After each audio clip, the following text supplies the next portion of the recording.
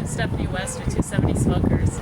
This week Terry and I are competing in Kansas City at the American Royal, and today I'm making one of our favorite barbecue sauces that we love to pair with our Smithfield ribs. So what you see to my right can appear a little bit daunting, but really these are the basic ingredients that you'll find in just about any barbecue sauce recipe. And what we're going to be doing today that's unique is we're going to be taking the flavors of summer and fall with the orchards, fruits that such as cherry and plum that can really add a nice, almost Asian essence to your barbecue ribs.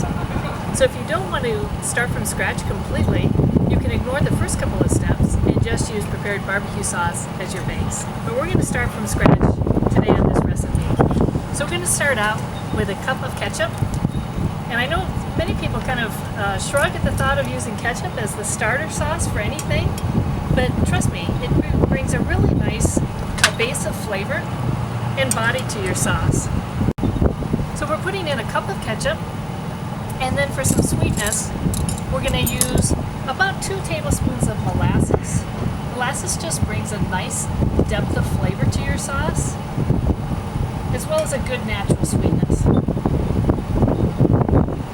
And all the measurements I'm going to use today, these are really approximate. You can flavor this to your own personal preferences for sweetness or for spiciness. And that's one of the things I really love about making this, is that it's highly adaptable to whatever your own personal preferences are or whatever the occasion might be.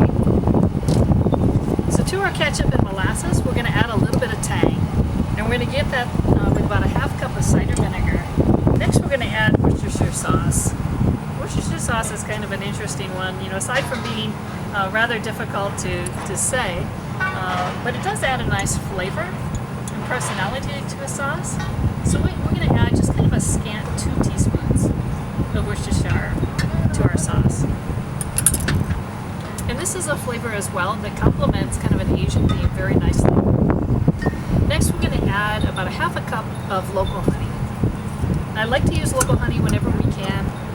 One, it supports the local farmers in our area, but also it's just supposed to be very good for you in terms of combating allergies. So we want to take advantage of the fruits that are available to us.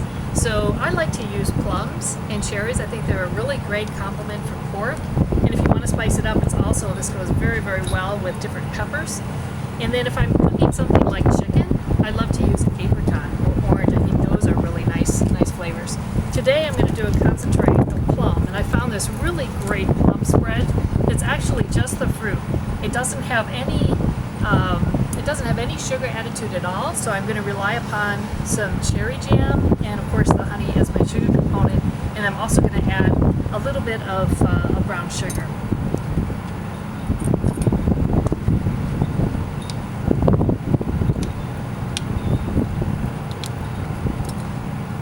This is quite a thick paste, and I'm going to use roughly a half of a cup of the plum paste. And I'm going to add about a quarter of a cup of cherry. Now in terms of the dry ingredients, I'm going to get a little bit of sweetness from here too by brown sugar. And don't be daunted by the amount. It's actually, in comparison to the tangy elements that I have in the sauce, it's really not that much. But I'm going to put I'm actually going to put a cup of brown sugar into this sauce recipe. I'm going to add 2 tablespoons of our favorite barbecue rub to this sauce. This is the same underlying rub that we referenced in making our ribs. You might have your own recipe that you like to make from scratch, or just use a good commercial rub. I'm going to add just a scant half of a teaspoon of onion powder and of garlic powder to my brown sugar and barbecue rub mix. And then I want to add a little bit of salt. And this is roughly a tablespoon of sea salt. You could also use a kosher salt. I'm adding just regular ground pepper, and I like to do about a good teaspoon of black pepper. Now, many recipes, if I wasn't doing this twist with the Asian flavors, I would probably put twice the amount of ground pepper. But I'm going to get quite a kick to this sauce by the addition of ground ginger. And so I don't want to overdo it with the ground black pepper. I really love ginger. I love it in particular with the plum and the cherry and apple flavors, and even with apricot. But you can really readily overdo it with spices like ginger, so I just suggest being careful. And if you've got nice fresh ginger to use, go ahead and grate it. Just make it really fine, because otherwise you can get a little fibery mouthfeel to it, and that's not all that pleasant. And then I'm also adding just a little bit of cardamom to this, and that's a really complementary flavor to ginger. And you'll notice I'm just adding a pinch. Okay, I've got that stirred together pretty well. Now I'm just going to add it to my sauce base.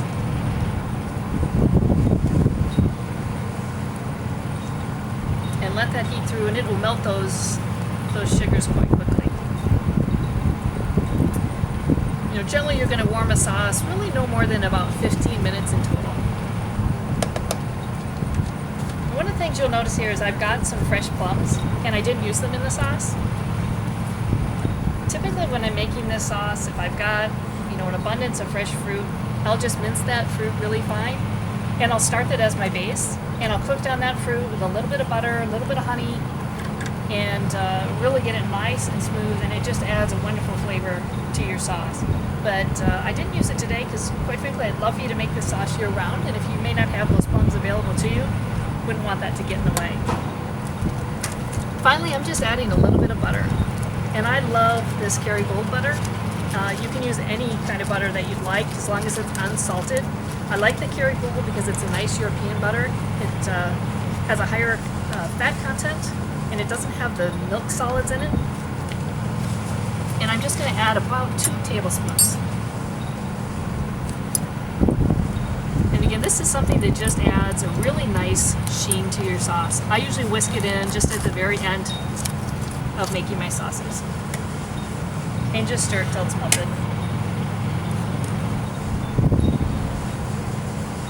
And that's all there is to it. We're going to just warm this until it's completely ready, and then we're going to go glaze our ribs.